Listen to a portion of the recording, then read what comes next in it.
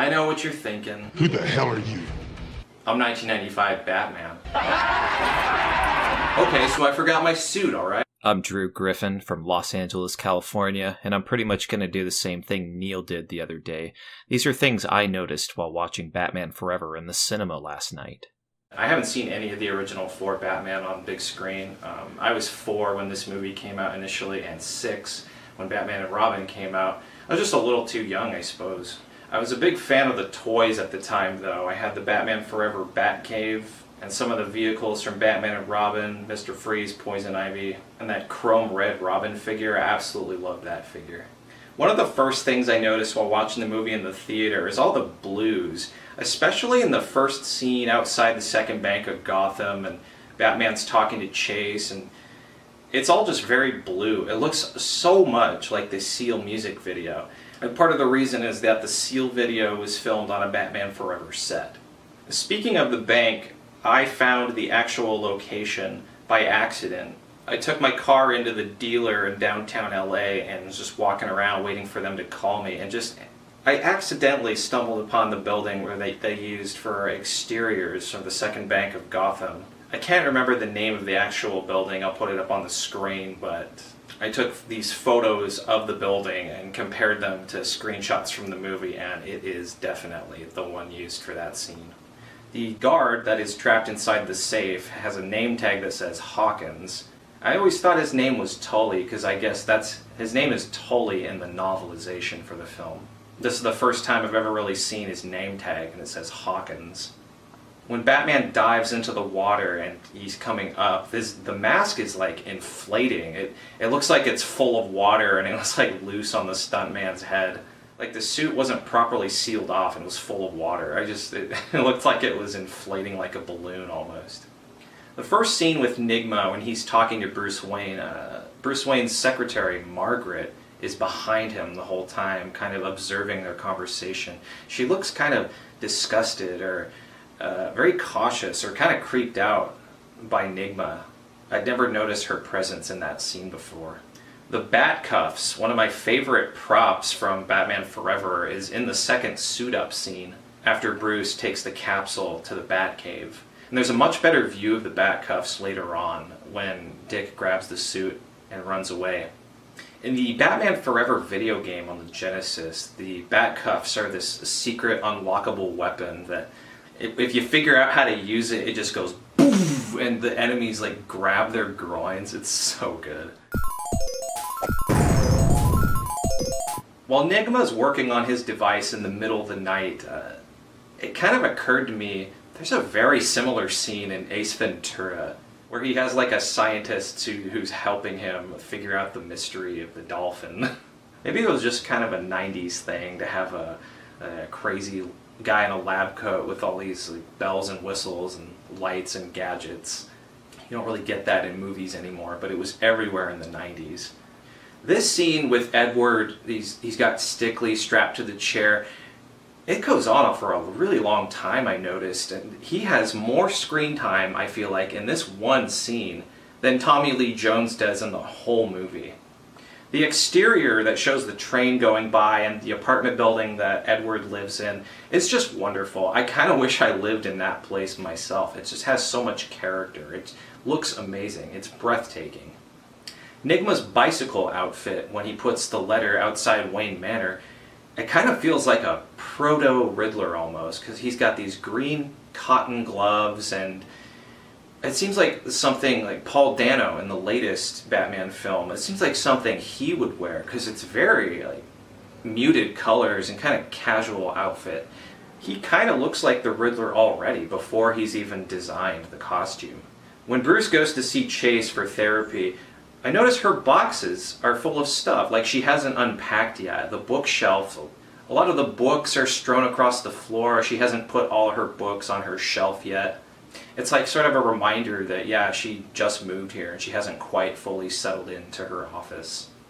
When Edward Nigma is watching the charity ball circus on television, he's drinking coffee, kind of a reference to the earlier scene where he says, "Caffeine will kill ya!"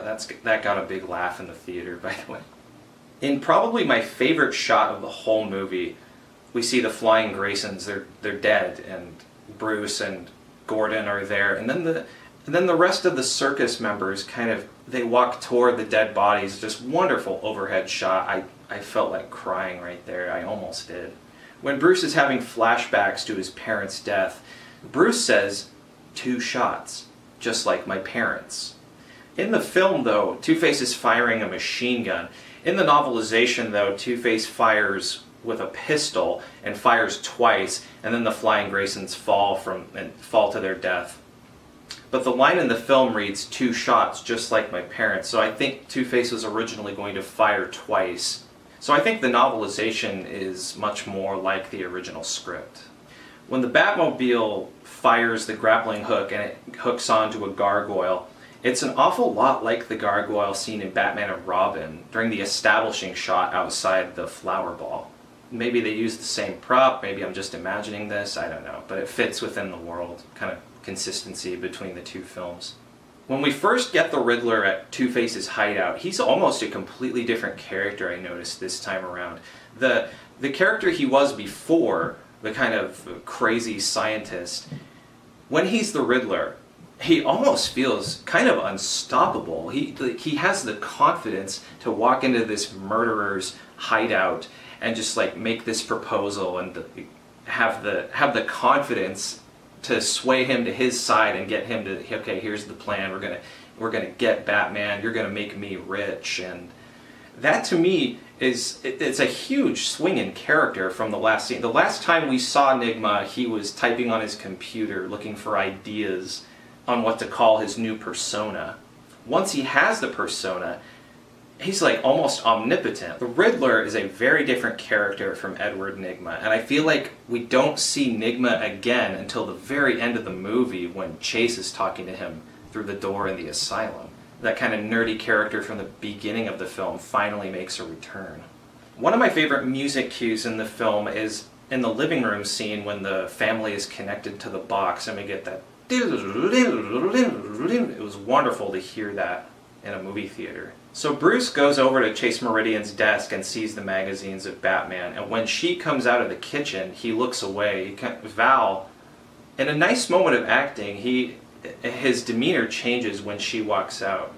Because I think he doesn't want her to know that he's looking at her desk and all her things. But then he really pins it on her a few seconds later and says, oh, you really like Batman, huh? Isn't this taking your work a little too far? When Dick is driving the Batmobile, there's this really cool face behind him in the scenery that kind of looks like Pinhead. Spice, I noticed she has skulls designed into her corset. Debbie Mazar, you were very hot, by the way. The guy who pulls the knives, he's like showing off all these cool moves and he's going... I've noticed before he definitely doesn't have anything in his hand to make that blade sound. It's like the stuntman was just doing something with his hands. The sound effects they added imply that he's armed. Batman's jump off the building was awesome to watch in the theater. It reminded me one time of this cliff jump I did. Hopefully I have that video somewhere. 3, 2, 1, yeah! As I'm getting ready to jump, I was thinking, okay, I'm going to jump like Batman off the building. I kind of put my arms above my head. It kind of looks like Batman Forever.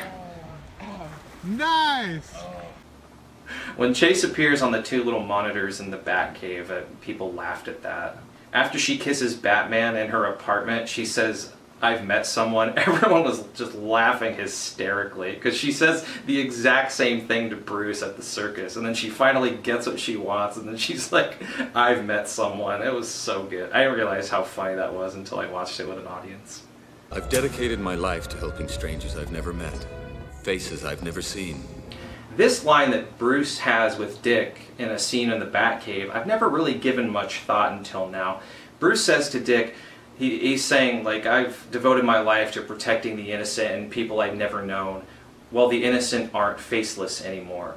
I invite you to leave a comment. What do you think he means by the innocent aren't faceless anymore? Kind of an interesting line, and it beats the hell out of me what it actually means. The flashback to the Wayne's funeral. Child Bruce walks up to the book. The pages are moving in the wind, but it's actually adult Bruce's hand that we see on the book itself. Like maybe there was more to the scene that they didn't show. Like adult Bruce, they were going to show Val Kilmer like picking up the book maybe, but it's young Bruce that takes it and runs out into the rain. When Bruce and Alfred are figuring out the Riddler's riddles, and everyone was laughing because Bruce figures it out so fast, and when he says, "Mr. Enigma," Edward Nigma, everyone was just laughing. It's funny how fast he figures it out. It makes kind of no sense how he would come to the conclusion that, oh, perhaps the numbers are actually letters of the alphabet. What if 1 and 5 are actually 15? Oh, M-R-E. Mystery. The lady in front of me in particular was laughing almost the entire movie. When we get the turn of the suiting up in the sonar suit and we see the bat butt, she just...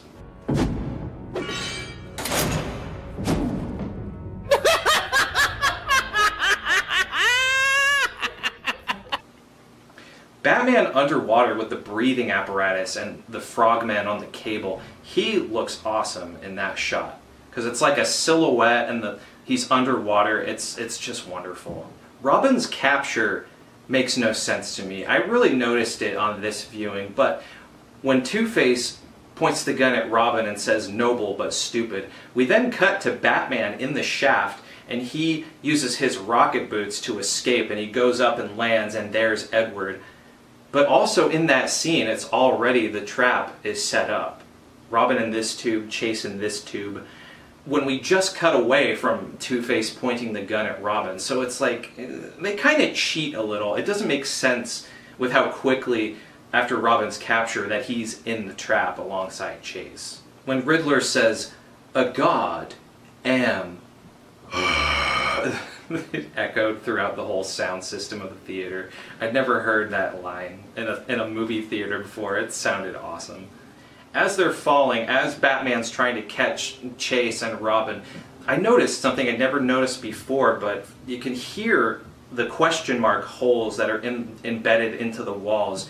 As the camera's moving by them, you hear a sound like the sound of the scenery whipping by as he's going for Chase. And when they kiss and we cut to Alfred smiling, everyone in the theater just cracked up. Okay, Jim Carrey's hilarious in this movie. They were cracking up at almost all of his lines, but what was really surprising to me is how many laughs Nicole Kidman got from the audience. Like, all her lines were just so funny to everyone.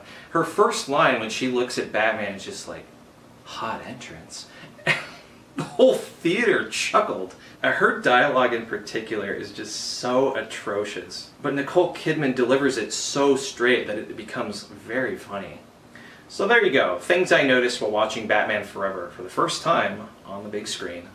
I've got to get back to recording my audiobook on Neon Night Forever, which I'll be posting on my channel in parts. I'm Drew Griffin, and I know what you're thinking. We got to get those locks changed. Intruder calling. Intruder calling. Intruder calling. Intruder calling. Intruder calling. Intruder alert! Intruder alert! Shut up!